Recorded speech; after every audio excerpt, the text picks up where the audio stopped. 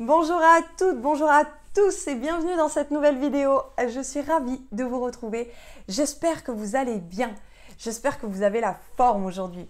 Alors pour ceux qui ne me connaissent pas, bienvenue sur ma chaîne. Je suis Mélanie, je suis coach et experte en hypersensibilité pour vous aider à transformer cette hypersensibilité en super pouvoir pour que vous puissiez devenir, comme j'aime le dire, le super-héros de votre vie, le super-héros pour votre famille et le super-héros pour votre quotidien.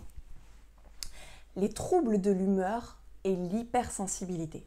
5 raisons qui prouvent que tu es normal. La psychologie, elle étudie les phénomènes mentaux, normaux et pathologiques. Elle rend compte de la vie psychique. Maintenant, imaginez la psychologie comme un arbre, avec un tronc éclaté en plusieurs branches. Le tronc, c'est l'étude des phénomènes mentaux, la psychologie. Ensuite, les branches, ce sont les différents courants de pensée, les différentes psychologies qui existent, qui sont complémentaires les unes avec les autres et où parfois elles sont contraires, elles n'ont pas les mêmes avis sur les phénomènes mentaux. Exemple, vous avez comme courant de pensée la très connue psychanalyse, donc la psychologie psychanalytique, la psychologie psychopathologique, la psychologie clinique, la psychologie développementale, la psychologie cognitiviste, etc. Quel est le lien entre les troubles de l'humeur et l'hypersensibilité et l'hypersensible? Alors, avant tout, si ce n'est pas déjà fait, je vous invite à cliquer sur le rectangle rouge « S'abonner » d'activer la cloche de notification. Également, mettez-moi un petit pouce bleu en signe que vous appréciez cette vidéo. Qu'est-ce qui se passe? Quel est le lien entre les troubles de l'humeur et l'hypersensible? L'idée sous-jacente derrière ça, c'est est-ce que je suis normale ou pathologique? Alors, les amis, dans les universitaires et les études, les scientifiques, le monde scientifique de la psychologie, cette question de la normalité et de la pathologie fait débat. D'où la confusion qu'il y a au sein de la population sur qu'est-ce que la normalité et qu'est-ce que la pathologie. Ce qui laisse une grande porte ouverte ensuite à se dire est-ce que je suis normal, est-ce que je suis fou? En 2 mots. Donc en effet, ils n'ont pas tranché. On n'a pas tranché sur cette question. Il y a 2 grands courants de pensée sur cette question. Le premier courant de pensée, c'est de dire qu'il y a un continuum entre le normal et le pathologique. Qu'est-ce que ça veut dire? Pour eux, cette école de pensée, ils pensent que tout individu, sans exception, passe dans sa vie par des moments de deuil et de souffrance et des moments de paix et d'harmonie. Et que c'est un continuum. C'est une continuité. C'est un recadrage, un rééquilibrage constant.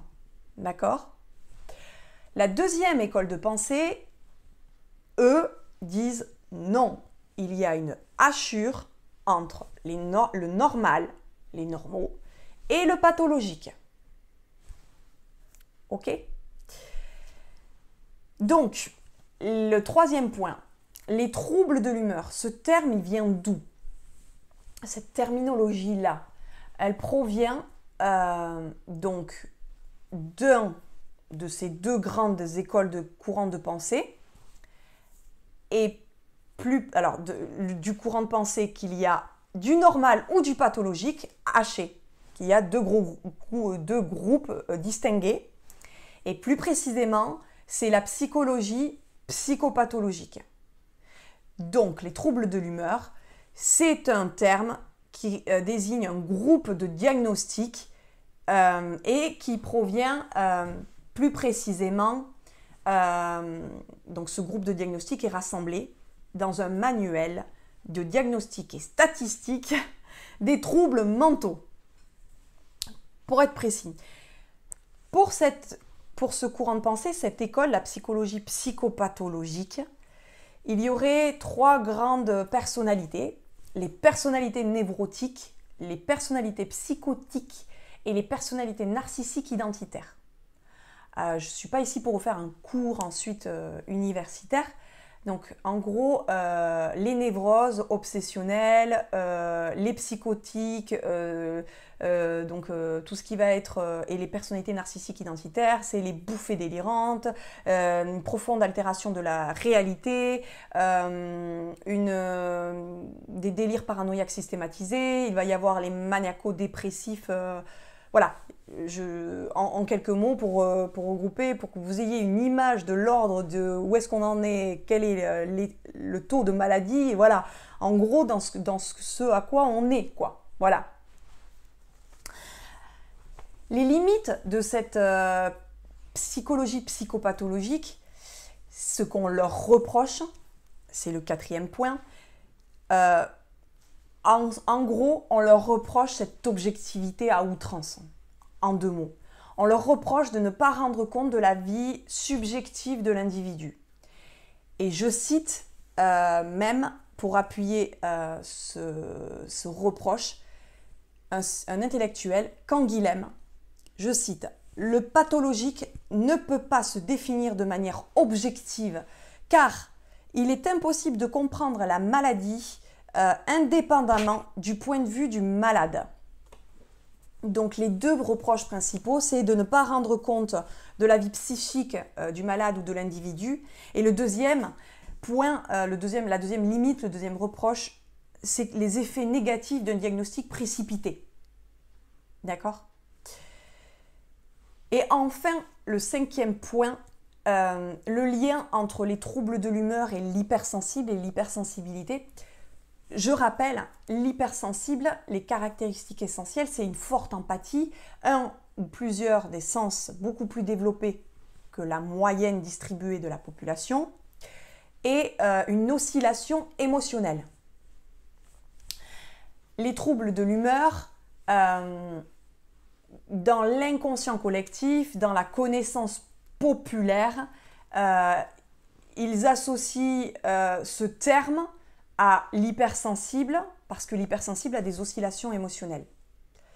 Et parce que dans l'inconscient collectif et dans la connaissance populaire, en fait, ils n'ont pas de connaissance sur ce que ce terme trouble de l'humeur veut dire. Ils n'ont pas les connaissances intellectuelles, universitaires sur les troubles de l'humeur. Donc, pour faire simple, les gens utilisent à tort et à travers les troubles de l'humeur et l'associent à, paf, ils collent avec l'hypersensible parce que l'hypersensible a une oscillation émotionnelle. Sans connaître en fait ce que ça regroupe les troubles de l'humeur. Donc, pour finir cette vidéo, pour vous rassurer, vous n'êtes pas une personnalité névrotique, vous n'êtes pas une personnalité psychotique, ni un narcissique identitaire. Hein. Vous ne souffrez pas d'altération profonde de la réalité. Vous êtes intégré dans cette société, vous n'avez pas des délires paranoïaques systématisés, vous n'êtes pas une personnalité maniaco-dépressive. Alors évidemment, je ne parle pas des exceptions, je parle de l'hypersensibilité. Vous êtes hypersensible. Vous n'êtes pas tout ce qui est psychotique, névrotique et narcissique identitaire. Voilà. On remet l'église au milieu du village avec des connaissances scientifiques et universitaires. Voilà. Donc je tenais à vous rassurer, vous n'êtes pas fou. Voilà. Maintenant, si vous souhaitez apprendre des connaissances et apprendre à gérer votre hypersensibilité, à pouvoir enfin l'assumer et la vivre pleinement, pouvoir vous épanouir avec votre hypersensibilité, j'ai mis en place... parce que chaque situation est unique et spécifique, je vous invite à répondre, le lien est en description, je vous invite à répondre à un court sondage, c'est une série de 7 questions, et je vous ferai un bilan personnalisé. J'espère que vous avez apprécié cette vidéo. Si ce n'est pas déjà fait, je vous invite à cliquer sur le rectangle rouge « S'abonner » et d'activer la cloche de notification. Également, si vous avez des questions, mettez-les-moi en commentaire et je serai à votre disposition, j'y répondrai. Et enfin, mettez-moi un petit pouce bleu en signe que vous appréciez cette vidéo et partagez cette vidéo autour de vous. Et si vous le souhaitez, je vous dis à une prochaine vidéo. À bientôt. Bye.